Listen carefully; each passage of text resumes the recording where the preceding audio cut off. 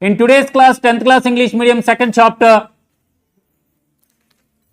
In today's class, 10th class English medium second chapter, acids, bases and salts అనేటటువంటి chapter లో ఈ రోజు నేర్చుకోబోయేటటువంటి అంశం, do acids and bases having same in common. Common గా acids bases, acids లో bases లో common గా ఏముంటాయి, ఏమైనా ఉంటాయా? యాసిడ్స్ లో అన్ని యాసిడ్స్ లో కామన్ గా ఏముంటుంది, అన్ని బేసెస్ లో కామన్ గా ఏముంటుంది, ఏ ఆటమ్ ఉంటుంది, ఏ మాలిక్యూల్ ఉంటుంది, దానికి సంబంధించినటువంటి కొన్ని యాక్టివిటీస్తో సహా మనము what do all acids and bases have in common అనేటువంటి విషయాన్ని ఈరోజు క్లాస్లో ఇన్ డీటెయిల్గా మనం నేర్చుకుందాం.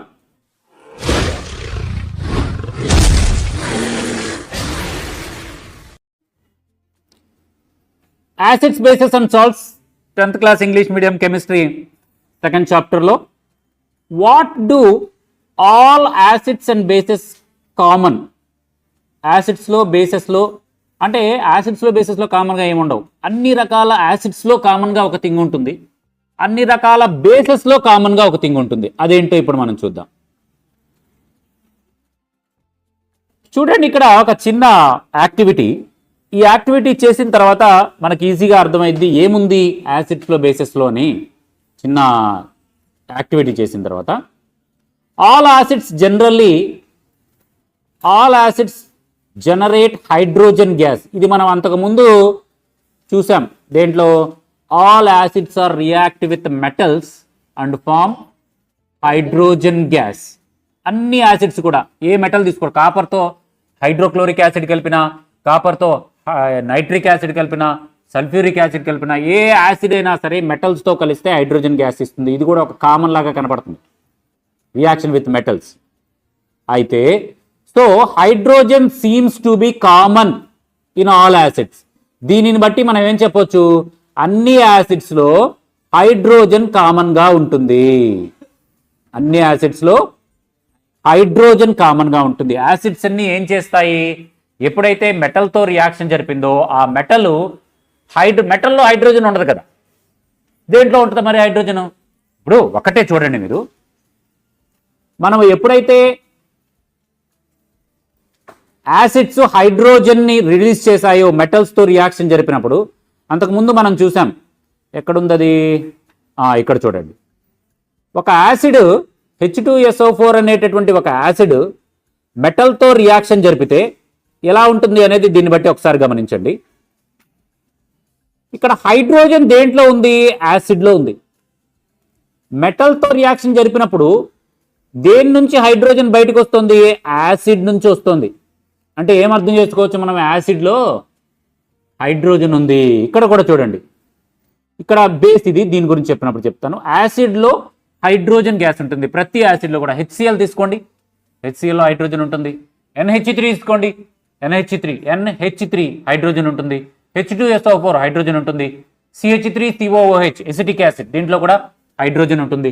వీటన్నింటిలో హైడ్రోజన్ కామన్గా ఉంటుంది. ఎప్పుడైతే మెటల్తో రియాక్షన్ జరుపుతామో అది బయటకు వెళ్ళిపోతుంది as a gas, hydrogen gas. కాబట్టి అన్నింటిలో కామన్గా ఏముంటుందని చెప్పొచ్చు, హైడ్రోజన్ కామన్గా ఉంటుంది. చూడండి, both acids and bases are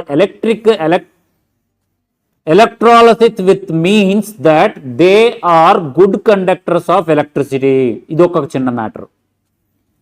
అన్ని యాసిడ్స్ బేసెస్ కూడా వాటి గుండా కరెంటు పంపిస్తే వాటి గుండా కరెంటు పాస్ అయింది. దీన్ని తెలియచేయడం కోసం ఒక చిన్న యాక్టివిటీ ఇక్కడ ఇచ్చారు చూడండి. ఇది చాలా ఇంపార్టెంట్ అయినటువంటి యాక్టివిటీ చూడండి ఒకసారి ఏం జరుగుతుందో. ఒక బీకర్ తీసుకుంటాం. ఈ బీకర్ లోపల డైల్యూటెడ్ హైడ్రోక్లోరిక్ యాసిడ్ నింపుతాం. మధ్యలో ఒక రబ్బర్ కార్క్ పెట్టి ఆ రబ్బర్ కార్క్కి 2 శీలలు, ఐరన్ నెయిల్స్, ఐరన్ అంటే ఫెర్రస్, ఐరన్ నెయిల్స్ని గుచ్చుతాం. ఆ 2 నెయిల్స్కి ప్లస్ మైనస్ 2 కండక్టర్స్ తీసుకుంటాం. ఆ కండక్టర్లో ఉన్నటువంటి ఒక ప్లస్కి ఏమో బ్యాటరీ కనెక్ట్ చేస్తాం. కండక్టర్ యొక్క మైనస్ని తీసుకొచ్చి స్విచ్ కనెక్ట్ చేస్తాం. ఆ విధంగా బల్బు కూడా కనెక్ట్ చేస్తాం. ఈ స్విచ్ బల్బు ఎందుకంటే స్విచ్ ఏమో కరెంట్ సప్లై ఆపడానికి, ఆన్ చేయడానికి, బల్బ్ ఏమో సప్లై అవుతుందా లేదా ప్రూఫ్ కోసం, వెలిగితే సప్లై అవుతుందని. బ్యాటరీ తీసుకుంటాం. ఇది సెటప్ మొత్తం. ఈ మొత్తం కూడా బీకర్లో పెడతాం సెటప్. ఇప్పుడు ఎప్పుడైతే స్విచ్ ఆన్ చేసామో బ్యాటరీ కనెక్షన్ ఉంది కాబట్టి బల్బు వెలుగుతుంది. బల్బు వెలిగింది అంటే ఈ బ్యాటరీ నుంచి ఇలా లైట్ వచ్చి ఇలా ఎలక్ట్రిసిటీ వచ్చి, సారీ లైట్ కాదు, ఈ విధంగా ఎలక్ట్రిసిటీ వచ్చి, అవునా, దీని గుండా పాస్ అయింది. ఇక్కడ దాకా వచ్చినప్పుడు ఇది దేంట్లో ఉంది? ఐరన్ నెయిల్ గుండా. చూడండి ఇక్కడ ఐరన్ నెయిల్ ఒక రబ్బర్ కార్కి గుచ్చుంది. ఐరన్ నెయిల్ దాకా ఎలక్ట్రిసిటీ వస్తుంది, బాగానే ఉంది. రబ్బర్లోకి ఎలక్ట్రిసిటీ పాస్ కాదు కదా, అక్కడ దాకా ఆగిపోయిద్దా? మరి పక్కకు రావాలి కదా, పక్క నెయిల్లోకి రావాలి కదా, పక్క నెయిల్లోకి వచ్చి కదా ఇలా వెళ్ళాలి. ఇలా వెళ్ళినప్పుడే మనకి బల్బు వెలుగుతుంది. మరి దీనికి కనెక్షన్ లేదే, రబ్బర్ కార్క్ ఉంది కదండి అనొచ్చు నువ్వు. Rubber cork not conductor, rubber గుండా ఎలక్ట్రిసిటీ పాస్ అవ్వదు. అది కాకుండా ఇంకేం కామన్గా ఉంది రెండింటికి అంటుకొని? యాసిడ్ కామన్గా ఉంది. సో ఎలక్ట్రిసిటీ ఫస్ట్ నెయిల్లోకి ఎలక్ట్రిసిటీ వచ్చినప్పుడు ఆ ఎలక్ట్రిసిటీ ఫస్ట్ నెయిల్లో నుంచి చుట్టూ ఉన్నటువంటి యాసిడ్ లోపలికి వెళ్తుంది, లిక్విడ్ లోపలికి వెళ్తుంది. యాసిడ్ లోపల ఫ్రీ ఎలక్ట్రాన్స్ ఉంటాయి. ఎప్పుడైతే ఎలక్ట్రిసిటీ పాస్ చేశామో కొంత ఎనర్జీ హైడ్రోక్లోరిక్ యాసిడ్ లోపలికి పాస్ అయిందో ఆ హైడ్రోక్లోరిక్ యాసిడ్ HCl తీసుకుందాం అనుకున్నాం. హైడ్రోక్లోరిక్ యాసిడ్ లోపల ఎలక్ట్రిసిటీ కొంత ఎనర్జీ ఎప్పుడైతే ఎలక్ట్రిసిటీ ఫామ్లో పాస్ అయిందో అది H+గా Cl- గా స్ప్లిట్ అయిపోతుంది ఒక ఆటమ్. అలాంటి చాలా ఆటమ్స్ ఉంటాయి హైడ్రోజన్ ఒక హైడ్రోక్లోరిక్ యాసిడ్. ఆ ఆటమ్స్లో ఉన్నటువంటి ఆటమ్స్లో ఉన్న మాలిక్యూల్లో ఉన్నటువంటి ఆటమ్స్, HCl మాలిక్యూల్లో ఉన్నటువంటి ఆటమ్స్ బ్రేక్ అయిపోతాయి. H+గా Cl- ఫ్రీ ఎలక్ట్రాన్సే కదా అవి. అది పాజిటివ్ ఎలక్ట్రాన్స్ కావచ్చు, నెగిటివ్ ఎలక్ట్రాన్స్ కావచ్చు. ఎప్పుడైతే HCl అనబడేటటువంటి మాలిక్యూల్ లోపలికి ఎలక్ట్రిసిటీ పాస్ అయిందో అవి H+గా Cl- అనబడేటటువంటి పాజిటివ్ నెగిటివ్ అయాన్స్గా విడిపోతుంది. ఈ positive negative ions free electrons అంటాము. వీటిని అయాన్స్ని ఫ్రీ ఎలక్ట్రాన్స్ అంటాం. ఈ ఫ్రీ ఎలక్ట్రాన్స్ ఉండడం వల్లే మనకి ఎలక్ట్రిసిటీ అనేది పాస్ అవుతుంది. డైల్యూటెడ్ హైడ్రోక్లోరిక్ సొల్యూషన్ గుండా ఎలక్ట్రిసిటీ అనేది పాస్ అవుతుంది. ఇది పాస్ అవ్వడం వల్ల మనకి స్విచ్ వేయడం ద్వారా మనం బల్బు వెలుగుతుంది. బల్బు వెలుగుతుంది అంటే డైల్యూటెడ్ హైడ్రోక్లోరిక్ యాసిడ్ లోపల H+ అండ్ Cl- అనేటటువంటి ఫ్రీ ఎలక్ట్రాన్ ఉండడం వల్లనే ఎలక్ట్రిసిటీ పాస్ అవుతుంది అనే విషయాన్ని ఇక్కడ మనం గమనించవచ్చు. ఏ యాసిడ్స్ అయితే ఫ్రీ ఎలక్ట్రాన్స్ని కలిగి ఉంటాయో వాటి గుండా ఎలక్ట్రిసిటీ పాస్ అవుతుంది అనేటటువంటి విషయం ఈ యాక్టివిటీ ద్వారా మనకు తెలుస్తుంది. అన్ని రకాల యాసిడ్స్లో కూడా HCl కానీ H2SO4 కానీ అన్ని రకాల యాసిడ్స్లో కూడా ఫ్రీ ఎలక్ట్రాన్స్ అనేవి ఉంటాయి, ఫ్రీ అయాన్స్ అనేవి ఉంటాయి. అందువల్ల ఎలక్ట్రిసిటీ వాటి గుండా పాస్ అవుతుంది.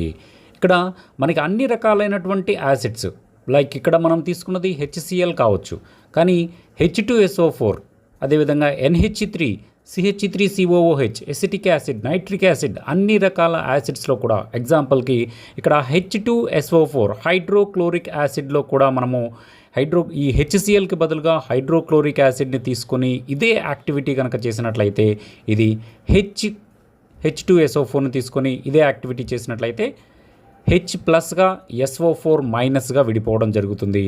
ఇక్కడ హైడ్రోజన్ దీంట్లో ఉన్నటువంటి H2 కాస్త H+ అవుతుంది, SO4- విడిపోతుంది. ఈ విధంగా మనకి రెండు రకాలైనటువంటి పాజిటివ్ నెగిటివ్ అయాన్స్ రావడం వల్ల ఈ సొల్యూషన్లో ఎలక్ట్రిసిటీ పాస్ అవుతుంది.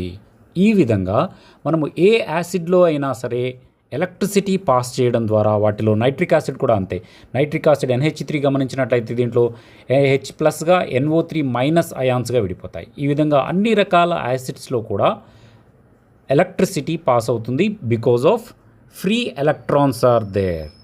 సో అదేవిధంగా ఇక్కడ చూడండి, ఇక్కడ acids and bases are electricity which means వీటి గుండా ఫ్రీ ఎలక్ట్రాన్స్ ఉండడం వల్ల HCl సొల్యూషన్లో కానీ అన్ని రకాల యాసిడ్స్లో కూడా ఫ్రీ ఎలక్ట్రాన్స్ ఉండడం వల్ల మారుతుంది. అదేవిధంగా HClకి బదులుగా ఇక్కడ NaOH కనుక తీసుకున్నట్లయితే NaOH అనేది ఒక బేస్.